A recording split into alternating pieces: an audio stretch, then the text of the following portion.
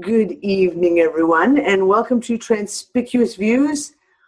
I just had to look to see what the date is. It's the 29th of October. I don't fucking care, really, because time has now quite simply become completely fucking irrelevant. Day of the week, what month it is, completely irrelevant. I know you guys are sick of hearing me say, like, how the fuck are we at the end of October already, but yeah, Moksha, I'm not even sure what fucking year it is anymore. It's gotten so completely insane. So, we're going to talk tonight about what the fuck has been going on for the last 2 months. And we're going to get into the Mandela effect. And I want to talk about a few different things that have come out. Not just as examples when we talk about the big stuff that goes out, social media type stuff, but I'm talking about the personal stuff that's happening right now. The personal Mandela effects are, well, we won't say Mandela effects. The personal what the fuck effects seem to be going rampant at the moment. The stories, I put a post into the Unfuckers room. Basically, I think it was on Friday, saying, okay, in preparation for Sunday's show, we're going to be talking Mandela effects. There's been a couple of new big ones that have come out. But let's talk about this. What are we seeing? What's everyone seeing? And everyone started pumping in their own personal experiences, not alone, like I said, never mind the social media, never mind the pop culture stuff, but their own personal stuff. And the what the fuck moments are getting crazy. Crazy. Now, about a week and a half ago, I put a post into the Unfuckers room saying, I have a feeling that we're about to do another flip, shift, loop, drop-in word that describes it for you, here, whatever. So I kind of place a little timeline here. For me, what I've been seeing is seems to have been a massive, let's say, a huge uptick in the weirdness factor that started, really kicked off maybe the last week of August, but going into the first week of September. And we kind of saw it across the board. And we've talked about it on the shows for the last couple of months. We've talked about the insane weather occurrences. Hurricanes, floods, the wildfires. Now, yes, I know some of these are obviously man-made. Some of these wildfires are very obviously not natural. Some of these hurricanes were probably steered using technology. But that does not even remotely account for the massive amount of weather anomalies we're seeing across the board, across the world, anywhere you look. There have been 2 hailstorms in the last month. The first one was I want to say it was in Turkey. It may have been Greece, though. Unfortunately, I can't really remember exactly where, and it was in the end of September, and they showed a picture of the street. So you see cars in the street, and it looks like it's flooded because you can see like the water is up well over the bumpers of the cars, and you can see people are walking, and they're like over their knees deep. And then you realize they're saying, this isn't water, it's fucking hail. And the hail on the streets was over 2 feet deep Now we've heard about the bizarre hailstorms. We've seen some of these where they've got like hail come down that's this big out of a clear blue sky, and all of a sudden massive hailstorms. Hailstorms in bizarre times of year, like times when there should never be hailstorms ever in history. All of a sudden there's hailstorms happening. Okay, there was another hailstorm, and I believe it was just last week in South America, right? This central South America. I think part of it was in Argentina. The other one, I want to say it was in Uruguay. Again, I'm sorry guys, I didn't get a chance to go backtrack some of this stuff. They got 5 feet of hail in 15 minutes in this one place. 5 feet fell. So this much hail fell in 15 minutes. In South America, it's their spring going into their hot season summer. This isn't dead winter, etc. So we're seeing crazy stuff. We're seeing stuff, so he said, like the wildfires. So I know a lot of attention's been on, obviously, California. But we're talking now, like the wildfires in Portugal. I'm sorry, make what happened in California look like someone dropped a match. What's going on in Portugal right now has been horrifically devastating. Earthquakes, volcanoes going off everywhere. And okay, Tehokotote, exactly. These anomalies are happening all over the world. So we can rule out weather manipulation, i.e. some of them, like the firestorm that happened in Southern California, was very, very obviously triggered by something that was not natural. But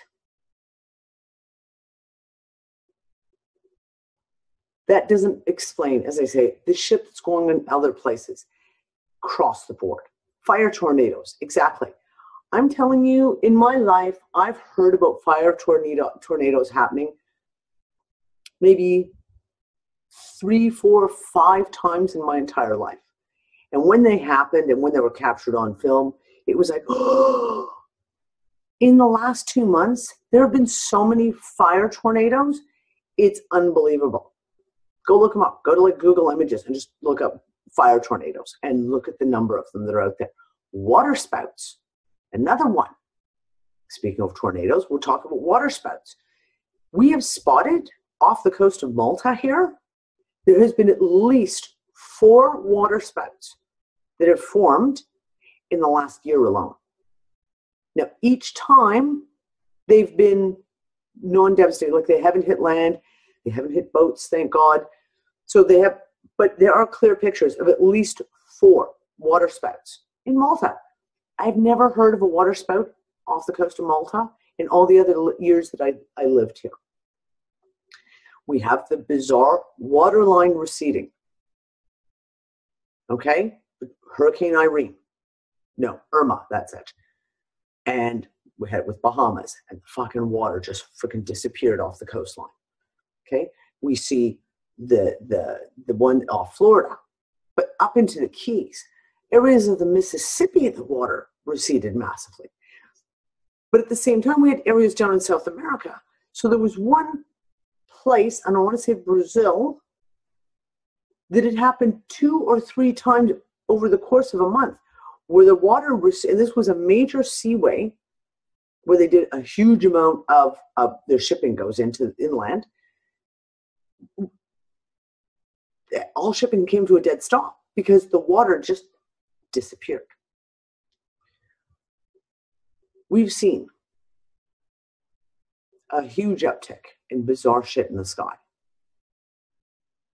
Huge uptick of the moon not appearing where it's supposed to be, or being over there instead of being over here, being a crescent in one shape in one place, and then someone else, like, 2 time zones away, is like, no, I don't see it like this. I see it perfectly like this. Doesn't make any logical sense. we're seeing this bizarreness. And like I said, to me, when I look back, that first week of September seemed to have been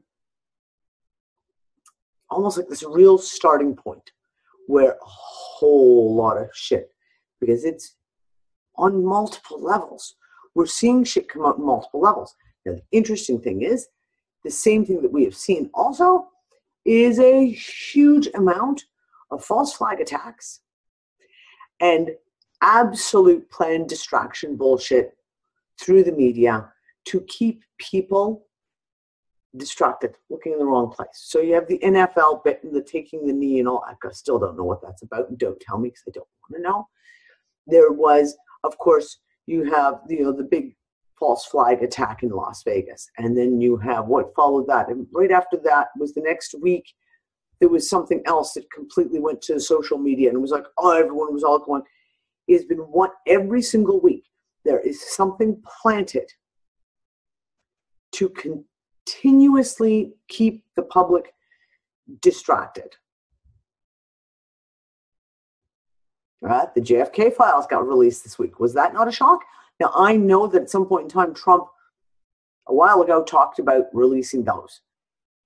But then all of a sudden, in the midst of all this shit going on, oh, we're going to release the JFK files. Distraction? Perfect distraction. I mean, I'm sorry, that's like the perfect ultimate distraction, because what conspiracy theorist doesn't want to know who killed JFK? And doesn't want to know, more importantly, what they know and have been trying to cover up for decades about who killed JFK. And people ran all over it. I have to admit, I even downloaded a few of the FBI files myself. I can fully admit it. I did download a couple of files myself. I can't help myself. It's just the way things are. Huge amounts of distraction.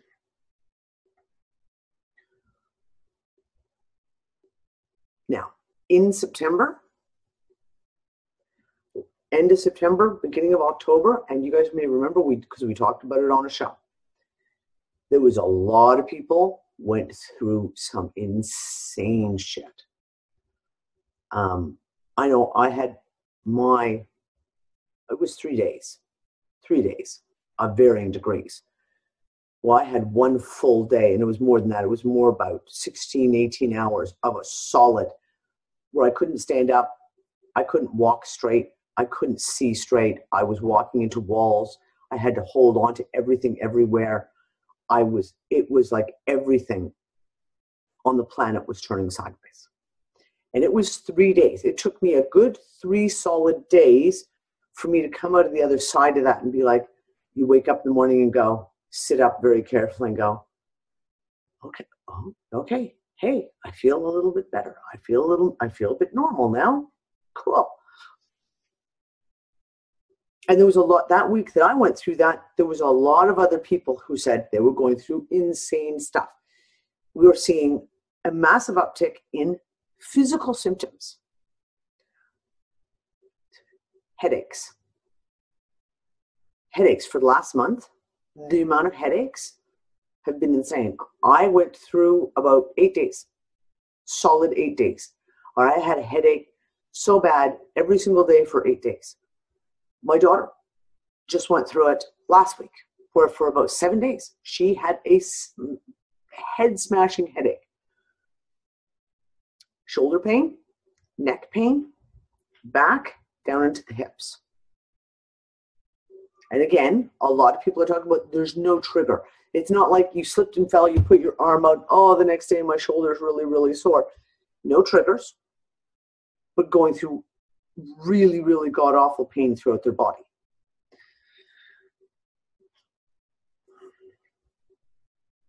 Something has happened.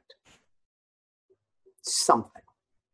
And we all know that some things have been happening all along. It just never stops. But it seems to me there was another flip, another something that has gone on in the last month to 2 months that has taken everything and just ramped it right up. Now, Deb, you just mentioned frequencies. Okay. A lot of people who didn't hear tones in their ears before are now hearing tones. A lot of people who have always heard the tones or have heard tones in their hearing, I've experienced a massive ramp up of them.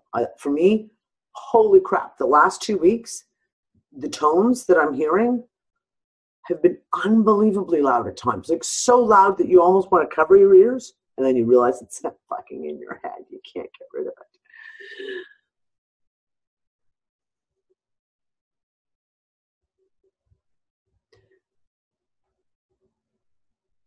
And this leads us to the Mandela effects, the what the fuck effects. Now, two of the big ones for me personally is about a week and a half ago, someone posted in the Unfuckers, I guess maybe it was about two and a half weeks ago now. Someone posted in the Unfuckers room that we all know the movie, we all know the Dr. Seuss character, the Grinch, right? Everyone knows the Grinch. Did you know that there's another movie that came out, another cartoon movie in 1977, and it's called Halloween is the Grinch's Month, I think. Hold on, something like that. Hold on, I got my notes here. Just give me a second. I'm trying to find it. Come on, where is it? Where is it? There we go. Halloween is Grinch Night. There you go. It was a movie that came out purportedly in 1977 called Halloween is Grinch Night. The whole Grinch, just like the Grinch who stole Christmas. And I sat there and went, no fucking way. My kids were all insane Dr. Seuss fans. Every Dr. Seuss original cartoon, every Dr. Seuss movie that's been out, we have them all. We have every Dr. Seuss book. We read them all. There is no fucking way that there was a Dr. Seuss, especially a Grinch book, about Halloween that was turned into a movie. There was no way that there was a movie. Not in my reality. So I literally, I immediately got to go look this up. I'm like, oh, there's no way. What's the first thing I do? Say to my kids, okay, do you guys ever hear of a Grinch movie about Halloween? And they all went, no. And I'm like, yeah. And I showed them. They're like, no. Even my 7-year-old is like, Mommy, no, we would have seen that. We would have watched it. There's no possible way. So that was like, oh, interesting. And then the big one last week that came up, and that is about the big Mike Tyson fight. The infamous fight where he bites the ear off of, oh my God, starts with an H. Somebody help me.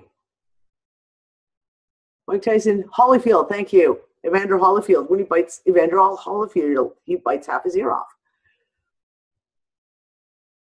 He bites a piece of Evander Holyfield's ear off, and he spits it out onto the mat. Well, it didn't happen that way anymore.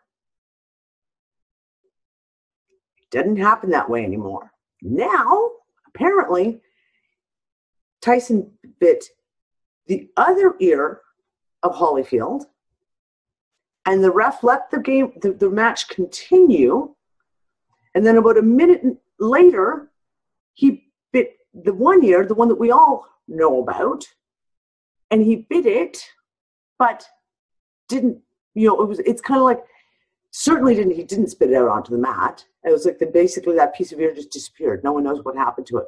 And, Holyfield says to say, okay, you can still see a piece of it's missing. Okay? And anyone who knows, I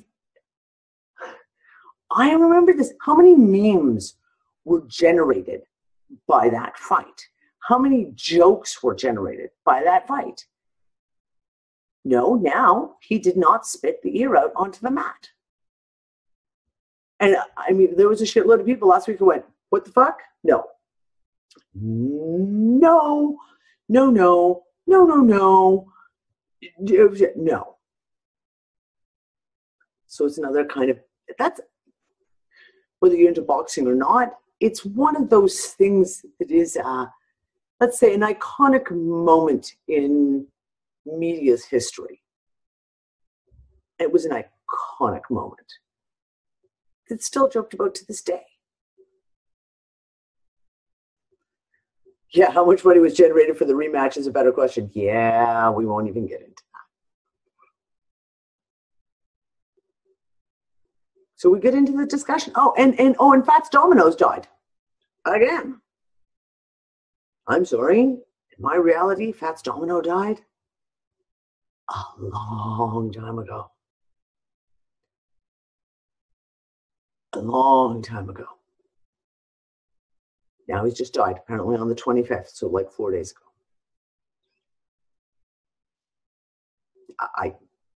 There's no words.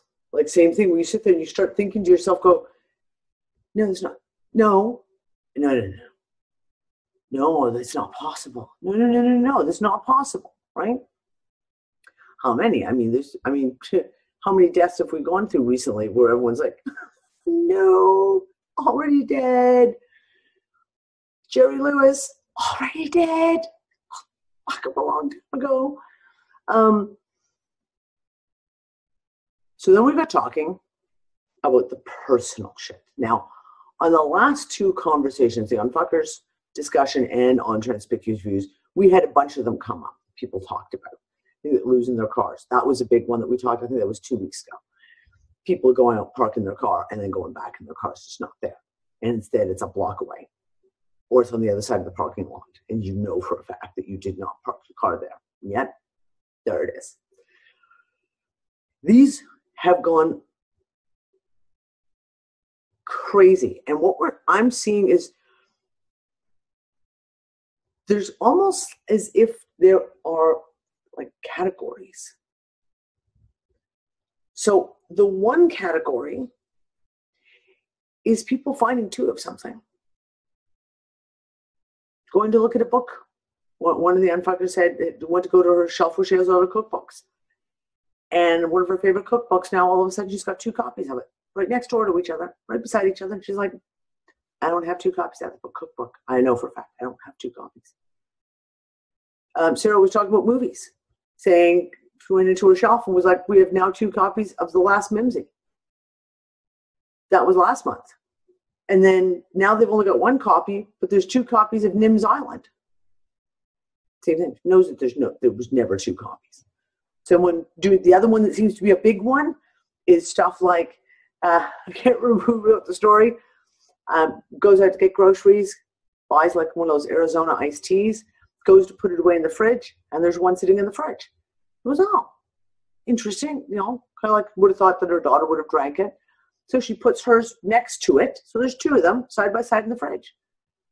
Turns around a few minutes later, they sit down to have dinner and says to her daughter, go get the 2 iced teas out of the fridge. And her daughter goes, no, there's only 1. And her daughter had been there the whole time. Like, it wasn't like daughter had gone and stuck in and taken the iced tea and drank it really, really quick. No, it went from having 2 in the fridge side by side to then there only being 1. There is a huge amount of that going on. Of you swear, and I did it last week, I swear I had bought something for myself, a chocolate bar, and I swear I'd put it in the fridge. And then I'd forgotten about it. And I looked again, and there was 1 in the fridge. I'd gone and bought another one, and went to put it in the fridge, and the first one was there. And I was like, oh, I forgot I bought that. Awesome. So that was like, I don't know, 6 o'clock at night. And my typical chocolate snacking time, which is like, after 9 p.m., time for chocolate. I went in the fridge, and there was only 1. Yet I know there was 2 there earlier on in the day. So there's that. You have those ones where you, all of a sudden, there's a double of something. 2 books, 2 drinks. Someone else said to me, 2 car keys.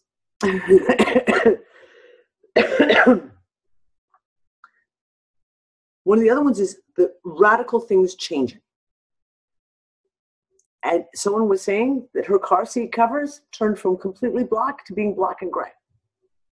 Even her daughter went, what? I had a friend of mine send me a message saying she's been driving the same car for 5 years. All of a sudden discovered she has 2 cup holders in the front seat. She's only ever had one for 5 years. Got into the car one day, went to put a coffee down, and now there's 2. These are not little things that just, you can kind of go, oh, I just don't remember it correctly. There is a ton of this stuff happening. Now, what was it? One of the other ones. Okay, so Igor said it was a movie that he knows that he watched, and Igor's got a timestamp because he knows that he watched it while he was in Scotland in 1992. He knows exactly when he was in Scotland. He knows he was in Scotland in 1992, and he knows that he watched that movie then, and now it's saying that movie didn't come out until 1996.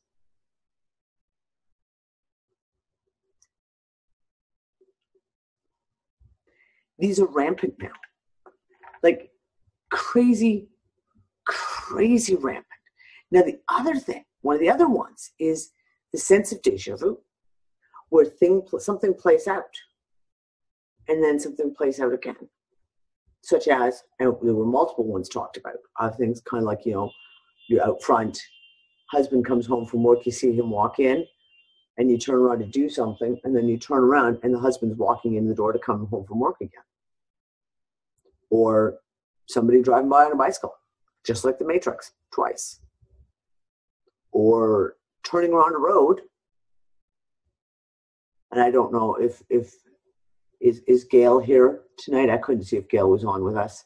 No, she's not. Gail had a big experience last spring where she found herself completely on the wrong road and traveling in the wrong direction. That exact same thing happened to someone else last week. Driving down in their neighborhood. Drive down the road, turn the corner, and when they turned the corner, they found themselves back on the road, driving down the road to turn the corner.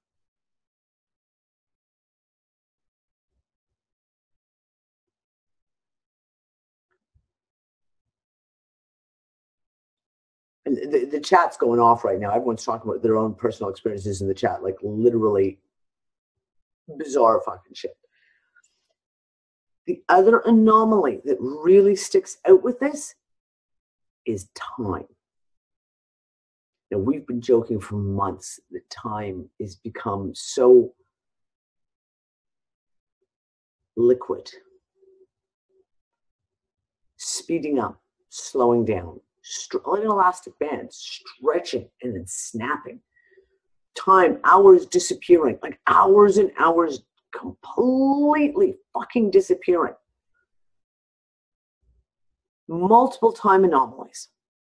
So one of the ones that came up, someone posting the unfuckers, my computer at work with a video camera stopped at 12:22:22 for 30 seconds. Which is all I kept doing was staring at it and wonder. Like it stopped. It's running the timer, and it just it just stopped. The time just stopped at 12:22:22.2. People having clocks reset themselves, like right in front of them. And someone else, I think it was Kuba, posted a picture, and she had her cell phone reset its time by an hour, right in front of her. And she laid it down so you could see her office phone with the time on the digital readout, and there's her cell phone, and it's off by a full hour. People are resetting clocks continuously.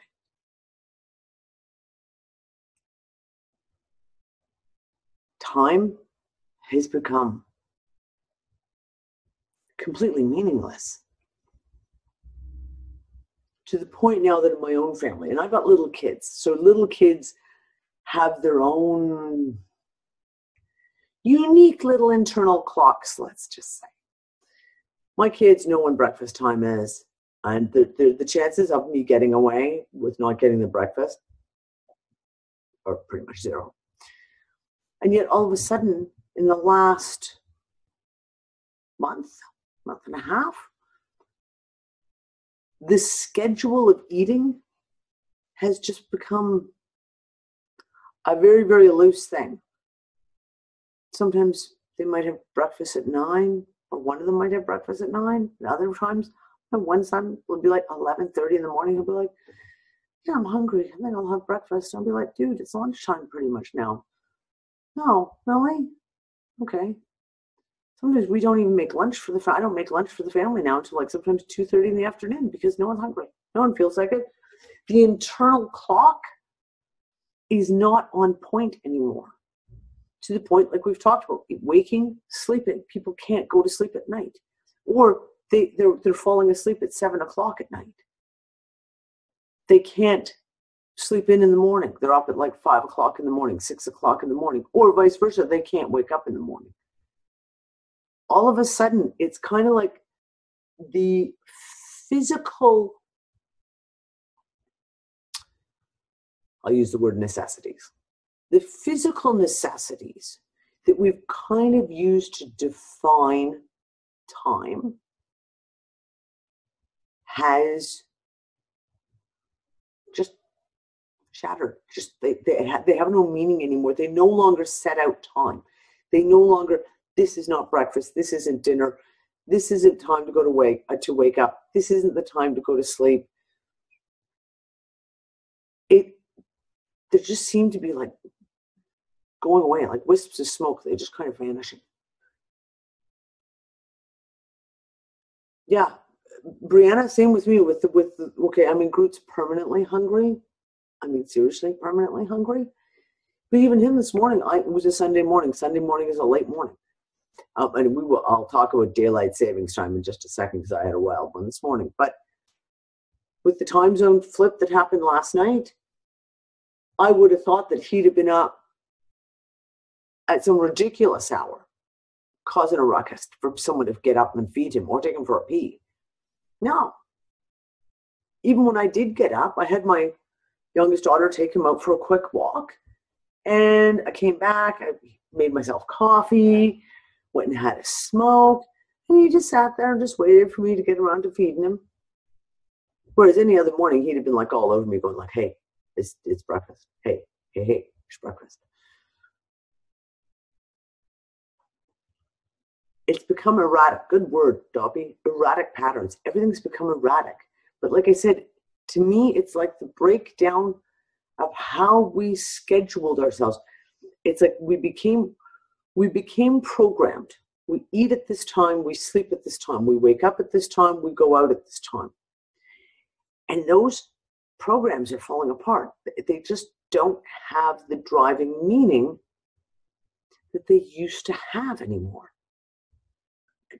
I ignore them. They have no fucking relevance. Now, like I said, last night was daylight savings time. Now, even though I knew that it was coming, and I think I even announced it in the last week's show, saying, okay, we're going to have the changeover. Everyone watch for new times for next week's show. Yeah, I totally forgot about it. And I got up this morning and I felt weird. There was no other way of putting it. I felt fucking weird this morning. I was laying in bed thinking, I'm just going to sleep. I'm going to sleep in a little more. And I couldn't sleep in. My body was uncomfortable. It was like, okay, I might as well just fucking get up. Things with Groot, like I said, feeding him was all off. You make coffee. I literally sat down at the computer. I had been awake for 3 hours before it finally triggered. And like I said, it was when I was getting ready I was doing the graphics for the show for tonight. And I was going to post it. And when I started to post in the times for the live feed, all of a sudden I realized, oh, fuck, that's why I feel so freaking like time is completely off kilter this morning. Daylight savings time. So it's like your clock's trying to tell you. The clock's like, it's this time, it's this time, it's this time. But it's not really. And you know it. So everything just feels disconnected and completely off. So this intense strangeness about time, about reality,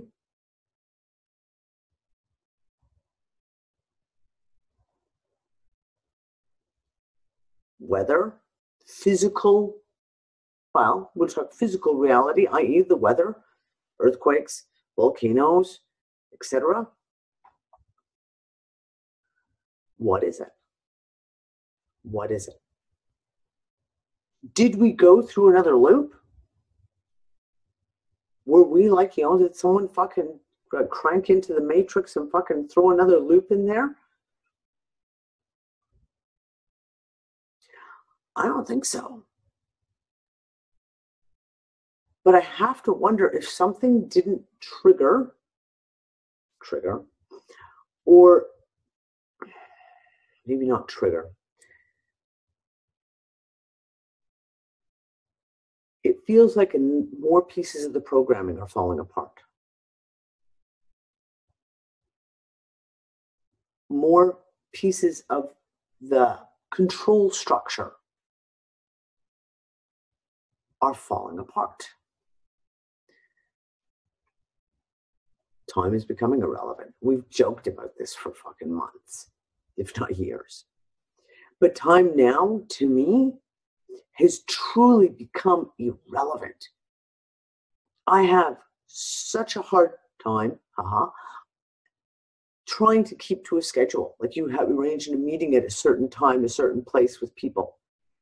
And to keep that, luckily I've got kids who are like my little secretaries who are like, Mom, don't forget we're meeting so-and-so at such a time. Oh, fuck. Right. Damn. Okay. Got to put it in my head. Right. Get that in there. I don't know if something's been activated, Patrick. It's almost like, feels to me like something's been deactivated. Does that make sense? Now I want to play something out here. I want to look at the physical stuff. So we're looking at, like I said, earthquakes, storms, all kind of shit happening. Now, the one thing that struck me, and it was a conversation I actually had with Jeff Gates a couple of months ago, I think. And we got talking about Cliff High's web bots. And there was a whole lead into it that I can't remember why, but that was just part of the conversation. We were talking about prophecy. And the fact that there was so many prophecies were made about 2012. Or maybe I should say 2013, really. There were so many prophecies made by people who are psychic, old prophecies, et cetera, that for some reason it's like they just didn't happen. Now, one of the examples that Jeff gave me was something that Cliff High had picked up on his web bots.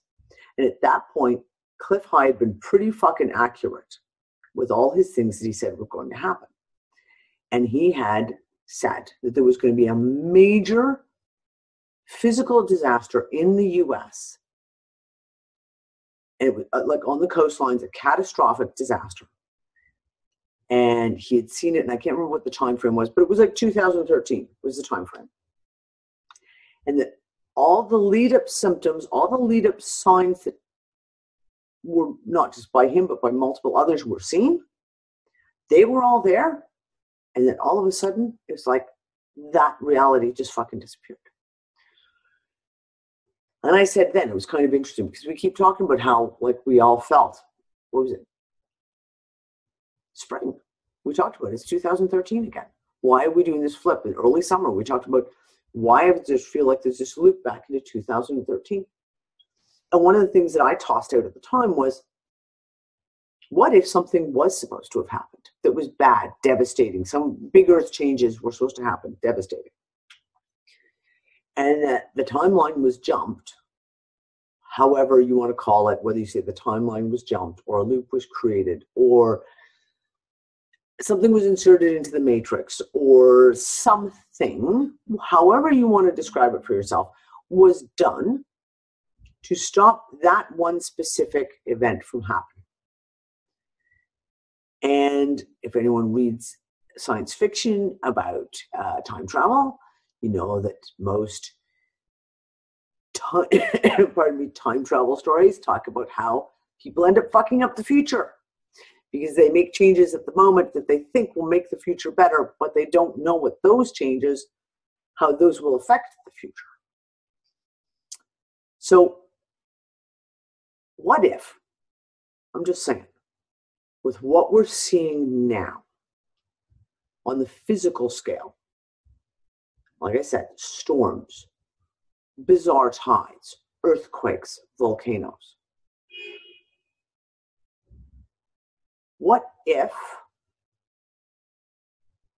whatever program they put in place, control structure, let's call it, whatever control structure may have been put in place in 2013 is now gone.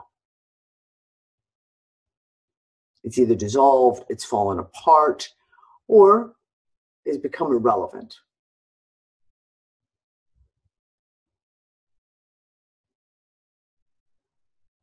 Because that's what it feels like. It feels like something has been released of a control structure, something put onto us to, however you want to define it, something that was a control structure to control our surroundings, to control our environment, to control our time, our experience, however you, again, how you want to say it, is somehow released some stuff, which is why time feels so much more irrelevant, because time is, of course, part of the control structure. And we're seeing all this crazy shit. We're seeing people having these massive deja vu moments. Pardon me. Having these, we call them, like I say, Mandela effects or what the fuck effects happening in their personal life.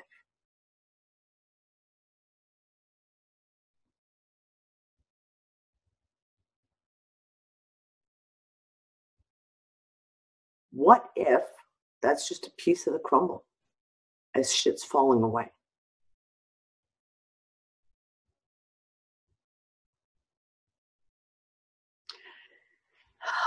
Maury, but that's like a big fucking catch-22. Maury, I'll read what Maury had said. He says, what is happening is, yes, they are losing control, all right, but at the same time, we are more and more taking control of our own selves, center outwards this time. And he said, Dad, little, that is also why those immersed within the construct programming see none of this stuff. But then I come back to, the face-to-face, come back to that question of bots. And again, I'm not using that as a derogatory term. I'm using it as by way of an example that we can, something we can all kind of relatively comprehend. Because Patrick's right, they're not capable of it. We've had this conversation where we've talked about it, like you talk to people and you get to a point where you point something out that is a direct fact. Like they can't argue with it. Logic, you've got your, whatever you're arguing, you've got the proof, you've got the facts, you've got the logic to back it all up. There it is. And they just do that. So how's the weather over there? Shall we get together and have a picnic next week? We've all seen it happen. Is it just a matter of some people are plugged in? And I mean quite literally plugged in?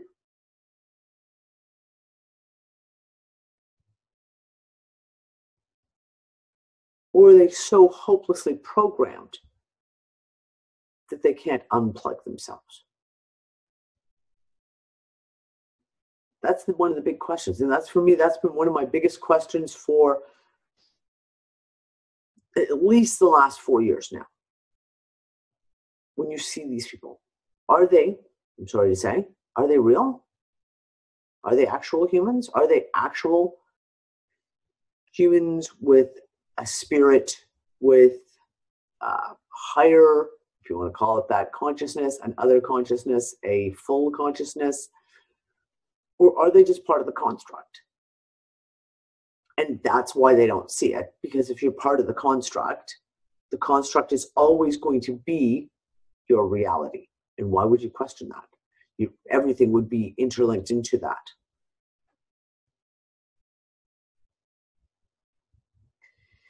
And that's okay, that is a really good point, because that's something else that we've talked about.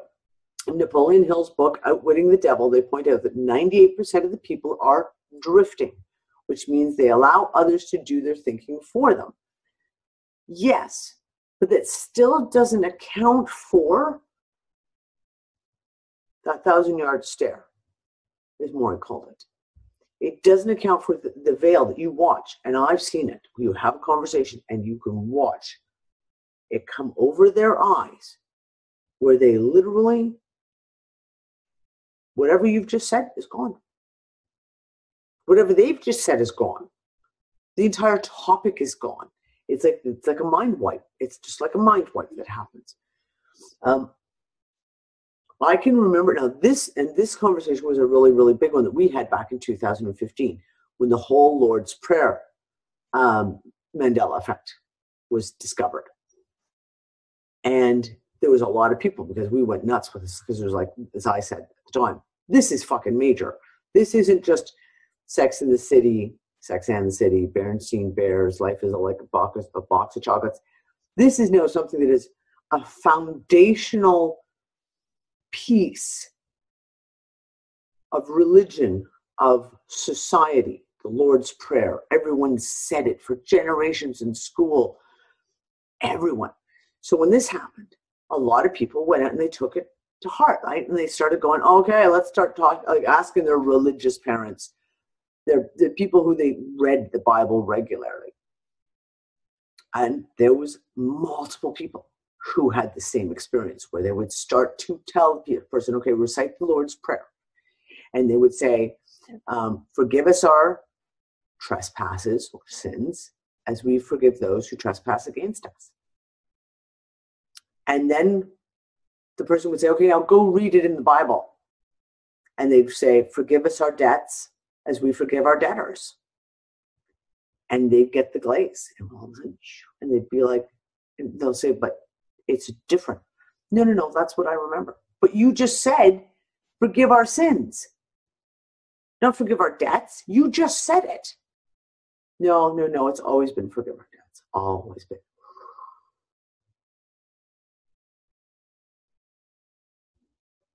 That was something a huge amount of people experienced. And for a lot of people, it was the first time they really saw firsthand and a very, very big example of what I call the mind wipe, and watched it happen right in front of them.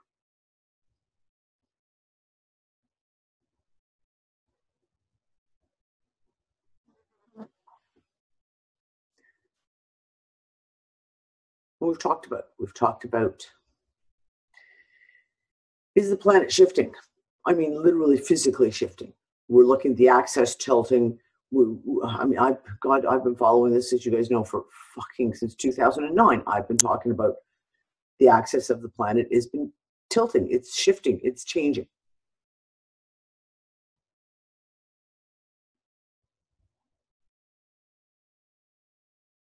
But that's just one piece of the puzzle, right? Using that as an explanation for things like the earthquakes, the flooding, the weather anomalies, etc. That's just one piece. It does not give any insight or any explanation to all the other shit. To all the other shit. The Mandela effect stuff. The time anomalies. The what the fuck shit that's going on in our personal lives. It doesn't explain it. And I just keep bumping my head against that expression. If it's not simple, it's wrong. And if we keep looking at these explanations that are so extreme and far-fetched, like I said, unfortunately, like a lot of people are saying, all these weather anomalies, they're all caused by HAARP. They're all caused by Gwyn Towers. It's all this. No, I'm sorry. I don't give them that much credit. They can't control the entire planet's weather. They can't. One storm, sure, they can push it around like they want. But it certainly doesn't explain it all.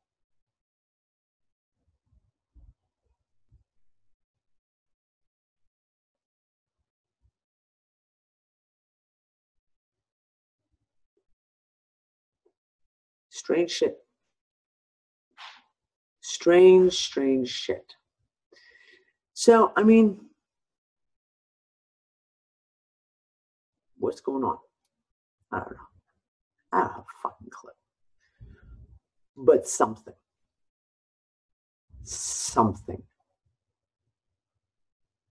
has definitely happened in the last 2 months. Fuck off, fly. Seriously. The Earth Mother has been singing different notes as she's going through her changes. Yeah, absolutely. And like I said, the frequencies, towns that you hear, I've been listening to the changes of frequencies. But again, it's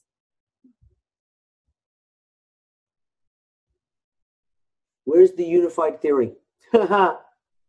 Me and my constant search for the unified theory that explains all this shit.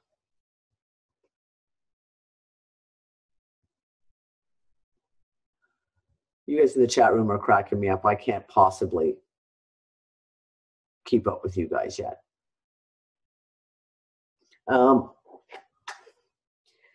This is it. Okay, look, again, we've got lots of things coming up. People are talking about frequencies. People are talking about another planetary bodies, etc., coming in and changing shit up. And that gives you an explanation for, like I say, maybe one or two things. But it does not explain it all. It does not explain personal Mandela effects that you're experiencing in your life. And I don't believe in coincidence. So I don't believe that just coincidentally, all these things that just happen to be happening at the exact same time. And they're not interrelated at all. It's just coincidentally. Don't believe that. Sorry, I ain't going to buy that one.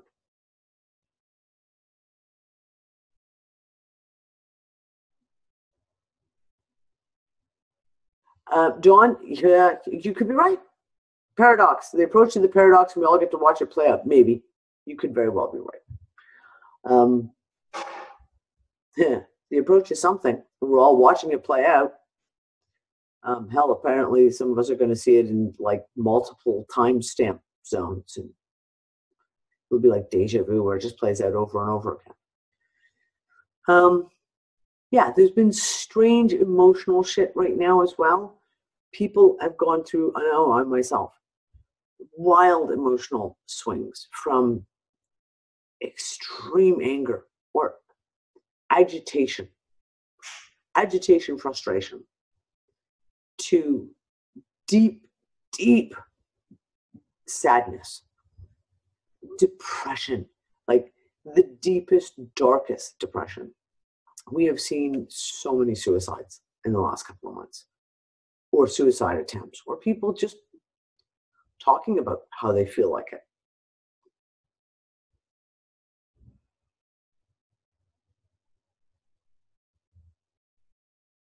So much of that. And again, it's a symptom. These are all symptoms. And I cannot believe that they are not all completely tied together. They have to be. The question is, what is the cause? For me, because you know me, I always have to ask the question of what is the cause. Probably won't find that until after the end credits are done. But something definitely played out that was pretty fucking interesting over the last 2 months or so. So guys, anyone want to pipe up with your thoughts on any of this? Add your 2 cents worth in? Or everyone's too busy typing?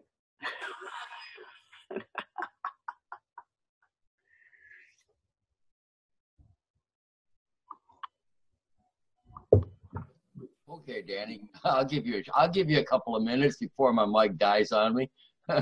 I think there's more than one thing going on. It's all related and it's all going in the same direction, but it's almost like there's 2 train tracks running parallel to each other, and actually we're detecting that they're not parallel anymore and they're kind of diverging one from the other. I use that as a metaphor, obviously, but what we see and how it's interpreted is different. You know, people on, quote, the one railroad track are seeing it one way, and then other people are just following along on their path.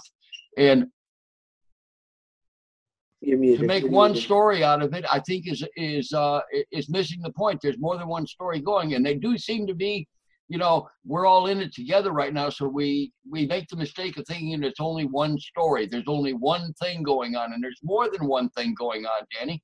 And, you know, without specifying this, that, or the other thing, you can feel it internally. You kind of know that in the bottom, but you don't know what it is. And that's where we all are. We're seeing it, we're feeling it, we're expressing it in our own unique ways without wanting to go muted and being preachers of, oh, I have the answer and all of that stuff, because we know better. We don't have the answer. Okay, I've said way too much. No, I mean, this is it. No, it's really, because you said it's not one story going on. And Megan just said there's 7 billion stories going on. This is when we come down to it, we talk about, you know, there's never ever necessarily one right answer when someone comes to you with a problem or is going through a personal problem. Your way of solving it is not necessarily the way it's going to solve it for them, because your story is different from their story. How you perceive something is different from them because your story is different. We each have our own story. And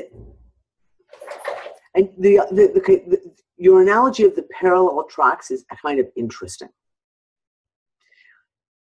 because it's like the 7 billion tracks were all running, and they all worked on the same story, basic storyline. Like you had your sub stories, everyone had their own little subplots, but they all were running on the same storyline.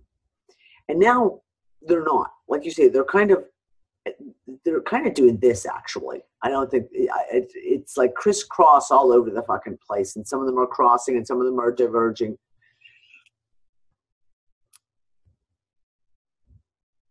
But where the stories, let's say, going back to personal what the fuck moments, when the stories start falling apart within your own line of your own track, your own storyline.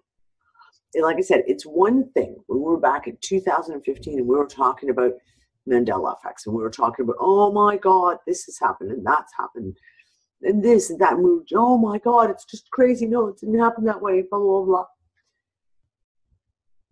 Now we're seeing, especially this year, especially in the last couple of months, where those are happening within our own tracks, where our own story is mutable, let's say. And it's like as if the reality around you is changing moment to moment. And sometimes we may just not notice it. You just don't notice it because we toss shit off. Do you know what I mean? Like we're programmed to go, okay, I've put my fucking glasses down again and I can't find them again. And you just go, oh, you're just forgetful. You've moved them. The kids have moved them. Someone else has moved them. So you don't note something that may actually be one of those changes in your reality.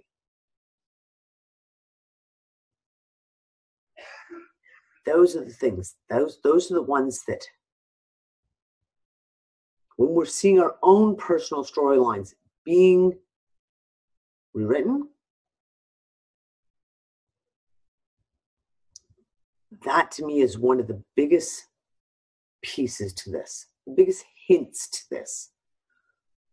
It's not just the external per se, i.e. the weather over there, the earthquakes over there, the moon is up there and what the fuck it's doing, and history's been changed over here, and this TV show was changed over here. Those are all very, very external. Now they're becoming very, very directed. Directed as in they directly affect us. And yeah, Lee, there's the question. Is it timelines bleeding together?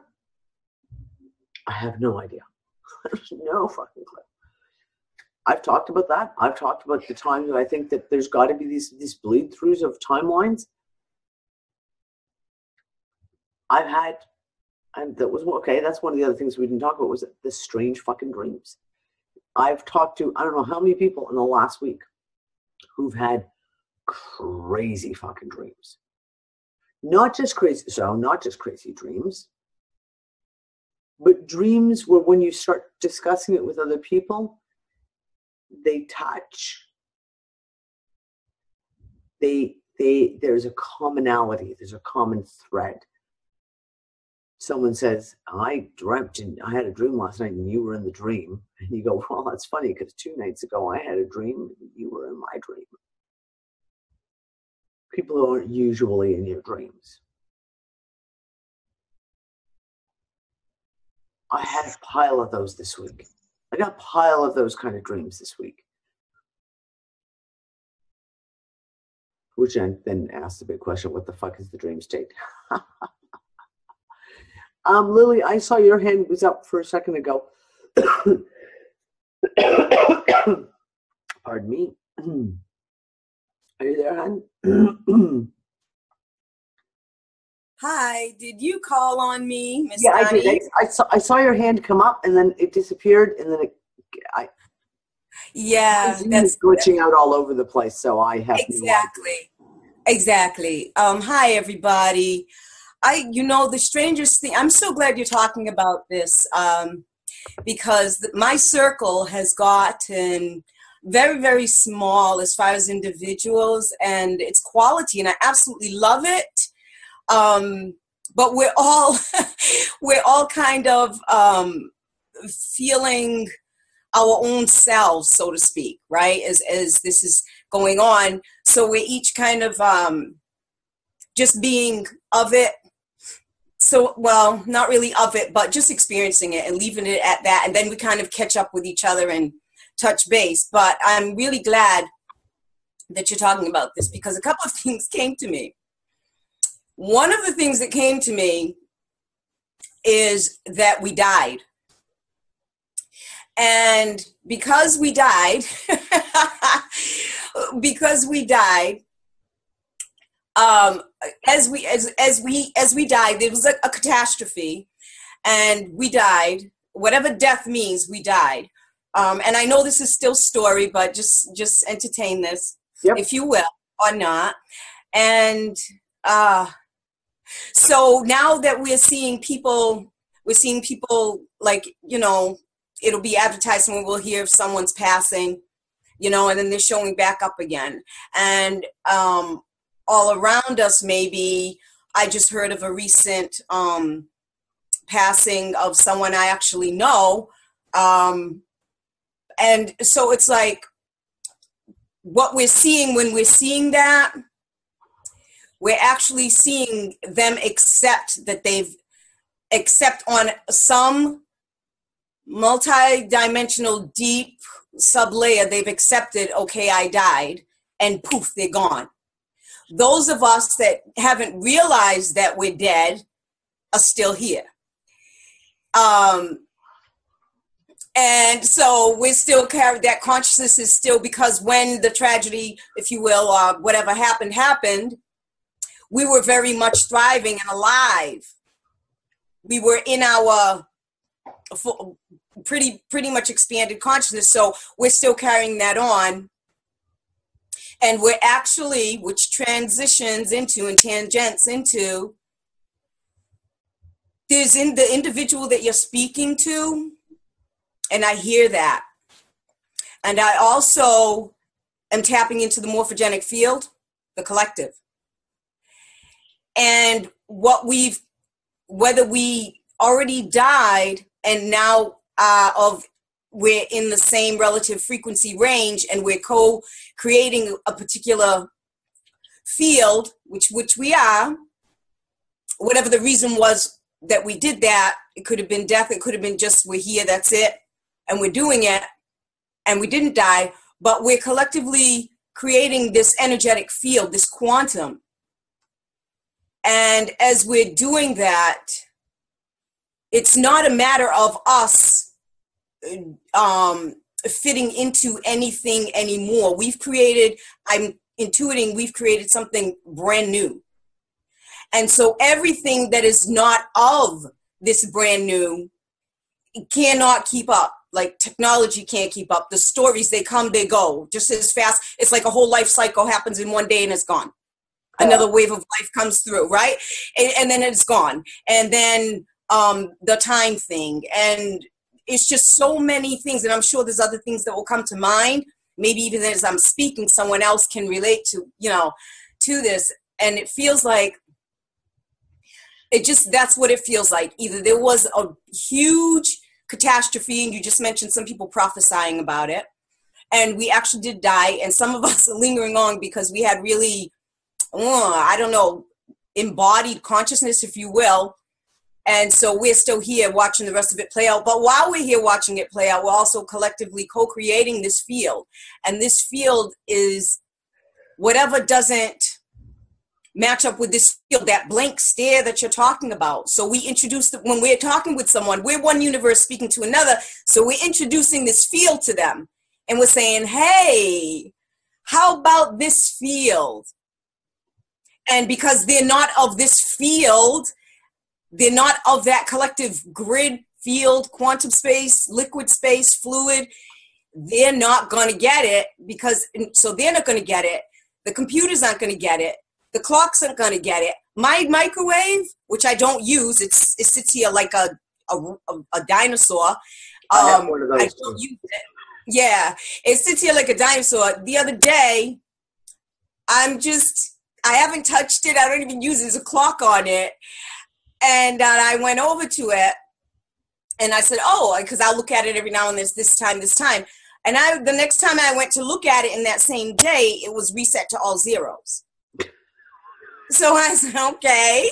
So I reset it again, and then I got in my car, and the car clock was like, I don't know, 6 hours off. So, you know, so I feel like the subtler layers of our consciousness as to what we are, which is totally beautiful, I feel that we've set in motion and in place, or even not in motion, but set in place, if you will, this languaging, this field. And I feel that it's so new, and because we get it because we're the ones that co-created it. And those that didn't participate with the individuated consciousness, they don't get it.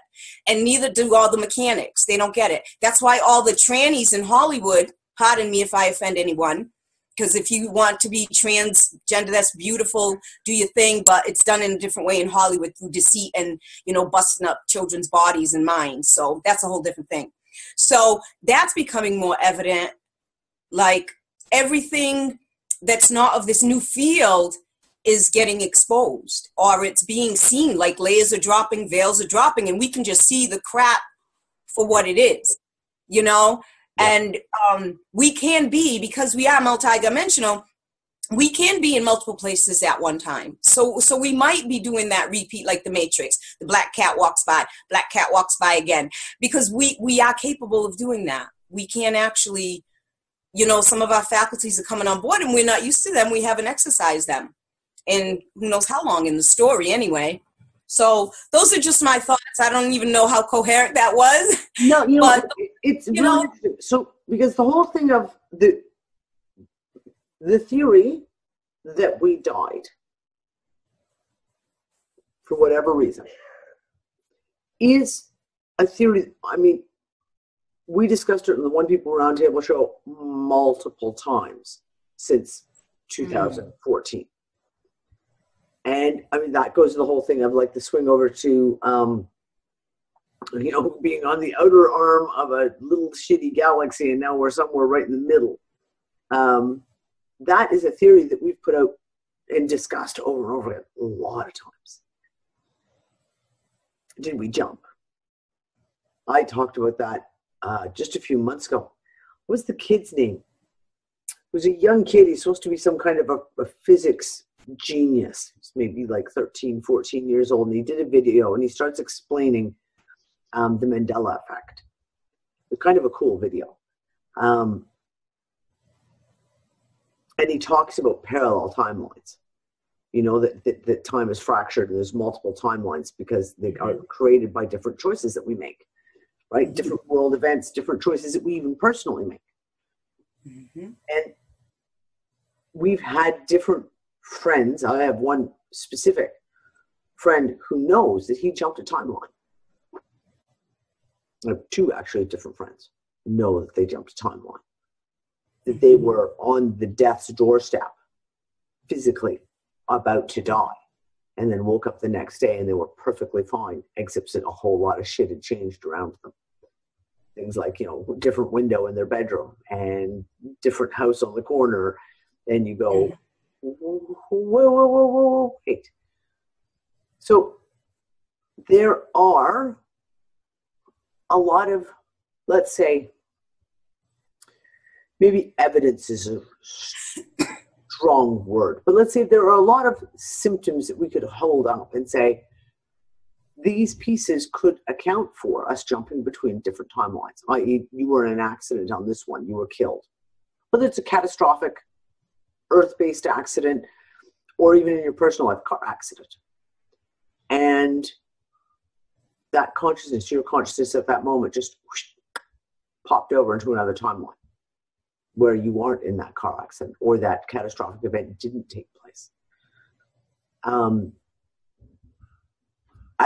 It is a theory that I go back to, and I revisit that one every couple of months again and look at stuff and go. And it also, and the thing is about that one, I'll go back to the whole thing of jumping timelines. The one thing I find interesting about that theory is one of the other symptoms, if you will, that we've discussed is the changes to our memory. And changes to our emotional memory. We did a big show on this a couple of months back. I know myself, I go back through, and I went through a whole exercise over a course of a week where I tried to go through my timeline, my history from a child, and build myself a storyline. And there are these, first of all, oh look, it's 11:11 by the way.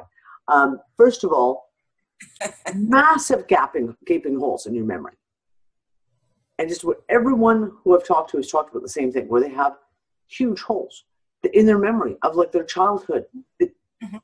And not just their childhood, even their adult life, where you have these holes where you can't even define, what did I do when I was 21? I don't have a fucking clue. What did I do when I was 27? Right, okay, well, I was living in Thailand at the time. Wow. And I can put together maybe, 10 days worth of memories out of a year and a half of living in Thailand. Mm-hmm. Crazy shit. Mm-hmm. More importantly, though, there's a disconnect, an emotional disconnect. I.e., you call up a memory of your child from your childhood. And you can call it a traumatic memory. Something that is very emotionally charged, or should be a very emotionally charged memory. And for me, I look at it and I have a memory of the emotion, but the memory of the emotion isn't an actual emotion. It is, and I use the analogy, it's like you've watched a movie and you know there was a sad scene in the movie. And you know that the sad scene made you feel sad, but there's no connection to it.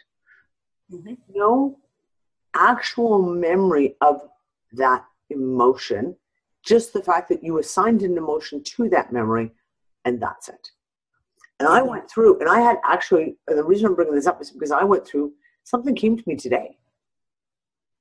I can't even, how do you come to a thought when all of a sudden you're sitting there having a smoke, having a coffee, and you're off in your own little world, and all of a sudden you get to a place from point A to point B, and so you don't know how you actually got there. And I was thinking about my youngest son's birth. And there are aspects, and that's only 7 years ago. There are aspects of that whole sequence of events that are just gone. And even the emotional memory of it is gone. Mm. I know at the time this happened, and I was really fucking pissed. Like really, really fucking pissed. And I know that I was pissed, and yet I don't feel that emotion anymore. It's like I say, it's as if I watched a movie. It happened in a movie. I saw it play out. It triggered a memory of what would be an emotion, but there's no attachment to that emotion. Mm-hmm. And I wonder if, when we talk about jumping timelines, if that memory is from a previous timeline. Is that where you are detached from it? Mm-hmm. For example, if you've jumped a timeline, that history is no longer. It doesn't have life in it. Yeah, it doesn't have it life. doesn't have life. It doesn't have all the compacted pieces. Mm-hmm. And I've wondered if that is a symptom of that you are now you're now in a different timeline, because you have no emotional, those things don't have the emotional hold. And even things, like I say, that are major triggers that should be really traumatic events, you should still have an emotional trigger on. I'm not that well adjusted in a person. I know that it's not like I've magically, psychologically healed myself of all my past trauma. There should be an emotional trigger there, and there isn't. It's just like watching a movie. You know something, Donnie? And then I'm going to just pass the mic. Thank you for sharing that. And the movies that come to mind in me sharing what I just shared about our collective quantum field and everything that's non-resonant bouncing out of it, and so it looks totally bizarre and wonky to us. The movies that come to mind is Sphere. Remember Sphere? Yeah. They really thought all these things were taking place, and where were they the whole time? Standing right outside that sphere, doing immobilized, like pretty much catatonic, right? So nothing was ever happening. Nothing but when they realized it, when they were inside of it, having the experiences, or they believed they were inside of it, what was it, a big eel in the water, right? Disappeared. When she was telling him, calm down, her voice was coming through and calm down. And the eel that was the thing he was most afraid of, they ended up just disappearing. That is just like some of the things that are happening now. Things are just disappearing or appearing. And then the other movie that, of course, comes to mind is Westworld with the memories. Westworld. And also The Island. With the memory. Yeah. Let me guess. You had a childhood. You had a red bike. And so these movies. And the last movie I want to mention is The Forgotten. I don't think I've seen that. Oh, The Forgotten. Yeah. I know it, but I'm just trying to rack my brain if I've actually seen it, though. Yeah, The Forgotten is another interesting one. That's an interesting one that ties into all of this. So those are just, I'm putting those out there because I watch movies and for whatever reason get a tremendous amount of quantum information from them. So. You know what? So this is something that comes up too. Because there are things that come through in a movie, or it doesn't even have to be, it can be a book. It can be a movie, it can be a book, that you have a massive symptomatic reaction to, where you can watch a scene play out in a movie, and you have, and I know everyone says, oh, Hollywood, they're just trying to, they want to tie you up in these emotional knots. I'm not talking soppy love stories. I don't go in for those kind of movies. I'm more of an action flick chick. You watch a scene, and it's not the whole movie. It's a scene. A specific scene will play out. And you will have an instantaneous emotional reaction to that one scene. It may be not another thing in the movie. And that scene may be just 30 seconds. Mm-hmm. And it's huge. Like I've talked about it with a couple of friends. Brianne and I had a conversation about a certain movie recently, a few months ago, where the same type of thing, where just this boom, huge emotional reaction that shocks me. Like even rewatched the movie actually like a few weeks ago and had the exact same emotional reaction to the exact same scene. Now, there's nothing in this scene that is like a memory of my childhood trauma. Do you know what I'm saying? Like, it's not like you can say, it's triggering an old memory that you've buried. No. There's nothing about this scene that could have possibly have taken place in my childhood. It was a science fiction movie, trust me. And yet you have a huge emotional reaction in a way that you don't even have to your own memories. And these are the things that come through. And there's some there's a lot of different pieces that I find coming out in Hollywood. Certain shows, certain movies that bring forth little pieces that you go, there's a piece in here. There's something here that is so important. You may not know why. For me, I have my personal filing system, and I just like to take that little piece and file it back here, and maybe something will come up later on in the future, and that makes it relevant. You can pull it back up and go, now I understand why. Yeah, Blair, no, same here, and the same with me. I've had bizarre memories popping up recently. And although I have to admit, that's been a lot over the last year. Bizarre memories. And we've talked about it on other shows where I've said, things like a memory keeps coming up of something you did or something you said that was really stupid. And yet it just keeps coming up, that memory just keeps playing up. And you're like, okay, seriously? Why? What is there about this one memory?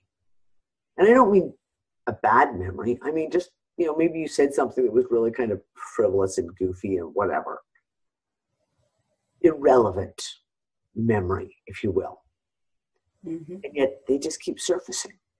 And you sit there and go, why that memory? Why does that memory keep surfacing? I don't know. It's interesting. I just want to say thank you before I close the mic. Thank you. Thank you, Lily. Rob, you still have your hand up. I know you've had your hand up for a while too. Hi, Danny. Hi, everybody. How you doing, hon? Let's talk about this instead of me PMing, because we got all these people in here who can work this out. Okay. I've been watching this guy. His name is Robert Stanley on YouTube. Mm-hmm. And I swear to God, I got the video from Unfuckers, but I'm not sure. He says, and I believe him and have forever, that the God of the Bible is Inky, right? So let's go through this for a second here. So he's talking about this, and my personal belief is that Enki, Anu, and Enlil are in the Old Testament. I'm one of those. I used to be a Christian, let's say, because I was born and grew up in a church, so I'm pretty good with the Bible. But Bill Donahue, everyone know who Bill Donahue is? Yeah. I love that guy. He shows you a whole different aspect of the Bible, which totally helped me out a lot. But anyway, he's talking about Inky being the god, and I'm sitting and I mow grass for a living, so I'm by myself like 90% of the time. That's a peaceful. I'm thinking about stuff, and I'm thinking about, like I told you before, this being a construct, which I totally believe. I do not believe it's flat or round. I think we're in some kind of holodeck bullshit thing going on. And yeah, being dead would make complete sense for this all to be that and this and the other.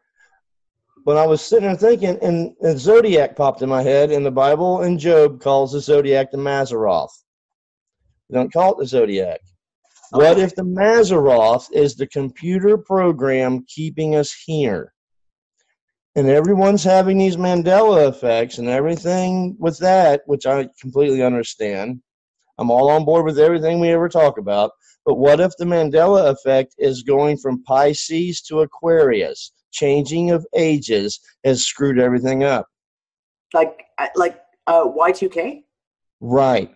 So what's his name? Greg Braden. Everyone know who Greg Braden is? He talks about 0 point. Mm-hmm. What if going from Pisces to Aquarius is 0 point in the construct and all the timelines are merging together? Yeah. And now we get the Mandela effect and everyone thinks they lived here, but we lived there and blah, blah, blah, blah, blah. Does that make sense to anybody? And you know what, Rob, it does. And this is one of those things. All of these theories, they all have their pieces to them, right? So, I mean, that, for me, the whole thing about being in the construct, and I always go back and forth on this one, right? And right. But when you look at simplicity, for me, the grand unified theory, yes, this is a construct.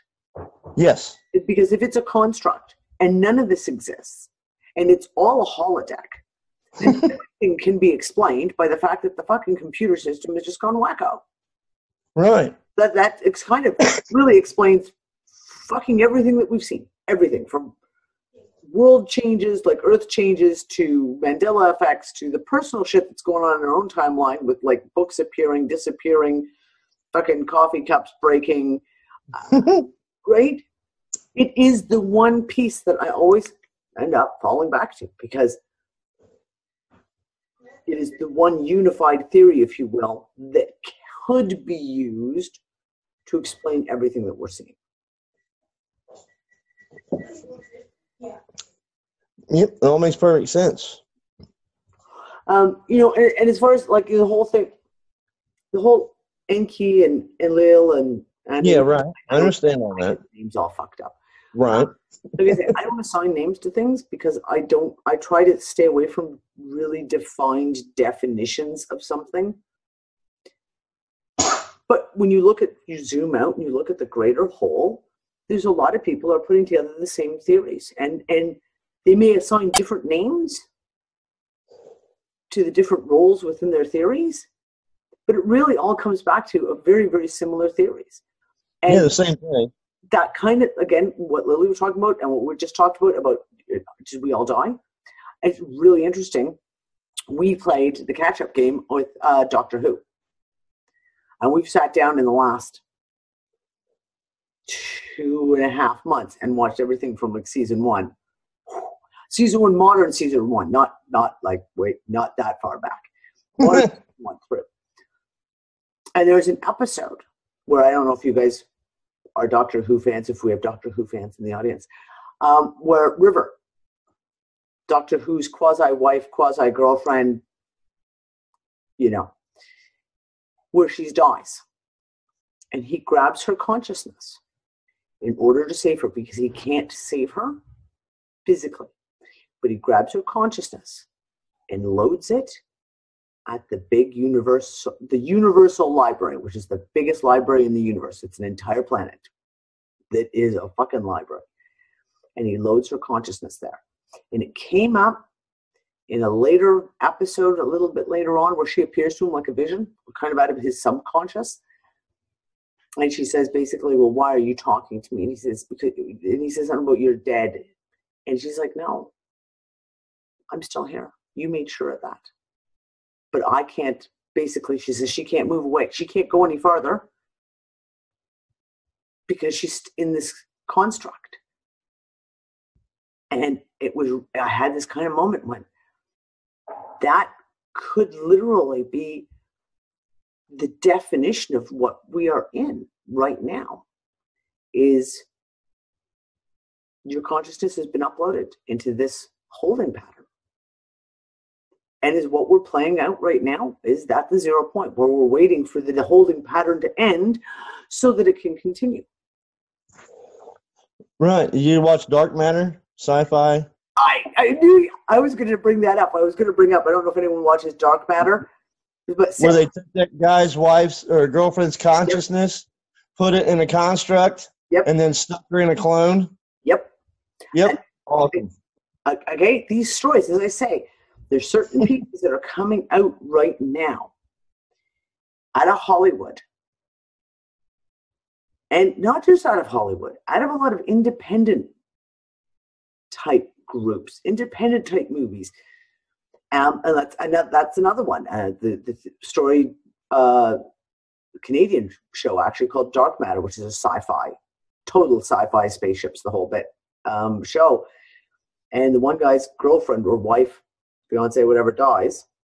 And just as she's at the moment of death, the one young girl who's the genius grabs her consciousness and uploads it into a safe computer file.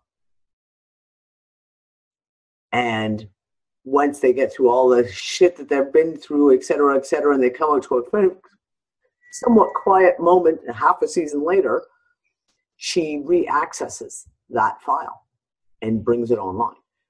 And Sarah, the character whose consciousness is in the computer, is in a quantum realm where she can create anything. So she has her beautiful house where she lives, and it's beautiful and it's lovely, and she can spend her time gardening, and that's what she does. She spends all sorts of time gardening in her garden, etc. it's all her own consciousness has made it. Her own consciousness made this existence that she's in.